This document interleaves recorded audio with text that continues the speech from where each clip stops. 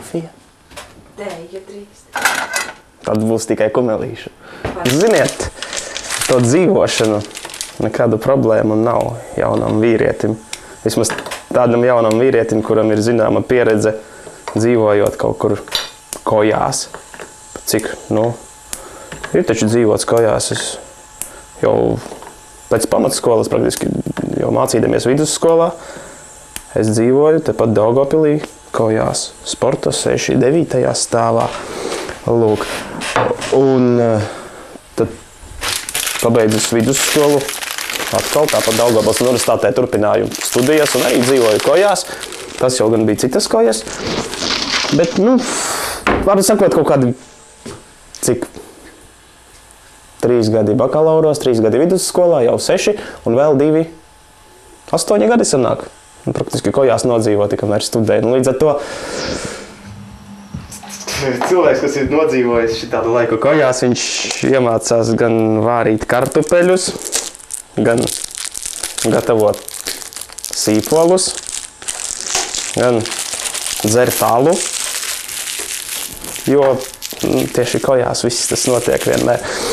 Lūk, tādas lietas.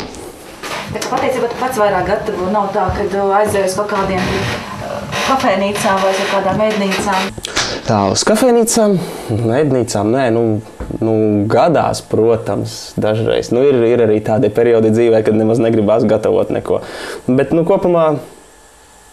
kopumā gatavošana man patīk. Pēc tam ne jau pēc pavāra grāmatām, bet man patīk eksperimentēt pašam. Līdz ar to, tas savā ziņā hobijs ir. Algu jau vienmēr gribās saņemt. Nauda jau par skādi nekad nevienam nav nākusi. Jā, bet par to jau arī tikai sāc domāt, tad, kad ļoti liela nepieciešamība pēc naudas rodas, tad, kad tiešām viņu vajag un viņas nav. Bet, kopumā ņemot, jau kā strādā un strādā. Nedomā tik daudz par to, kad tu saņemsi un ko tu saņemsi, bet vienkārši strādā un centies labi darīt savu darbu. Tas jau tā. Protams, ar tādu zināmu satraukumu, jo interesanti darot jaunu darbu, kur nekad līdz šim nebiju kaut ko tam līdzīgu darījis, un interesanti saņemt arī par to naudu.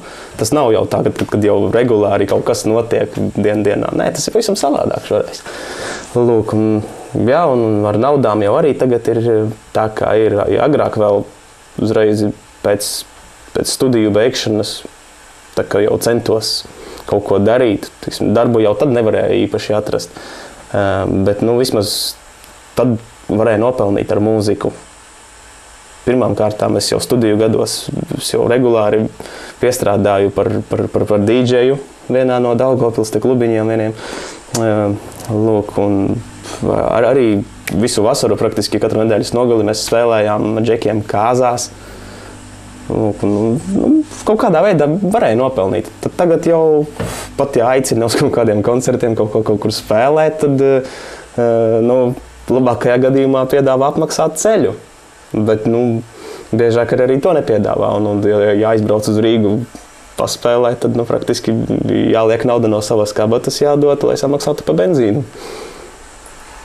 Kā tu izdzīvo šo laiku, vai tev kāds palīdz arī? Palīdz, jā. Vecāki palīdz. Labi jau ir tas, kad es tā teikt, lauku puika, daudz maz. Es piedzimu kaut kādus 50 kilometrus no Daugavpils, Krāslavas rajonā. Arī līdz pamatskolas beigšanai, es domāju, tur dzīvoju. Un jā, tagad nedēļas nogalē es braucu, pirms biju sestdien, atbraucu atpakaļ uz Daugavpili, rokas, pleci, mugura sāpēja. Tā sanāca normāli malku paskaldīt, bet, tur kartupeļi ir savi, atpakaļ, tā kā vēl studiju gados atceros, tā kā normāls students, ar lielu somu, smagu, ar visādiem konserviem, ar kartupeļiem, burkāniem un cīpoliem. Es, īrēju tādu tā kā izstabiņu dzīvoklītī, un mēs esam tad vairāki cilvēki dzīvojam diezgan forši. Pietiek līdzekļu daudz maz. Teiksim, arī, ja jau ja jau tur galīgi jau vajag un nav, tad es varu griezties pie vecākiem un viņi man palīdzēs, lai arī tagad noteikti nevienam neiet viegli, bet jebkurā gadījumā tā jau nav, kad pavisam traki būtu kaut kas.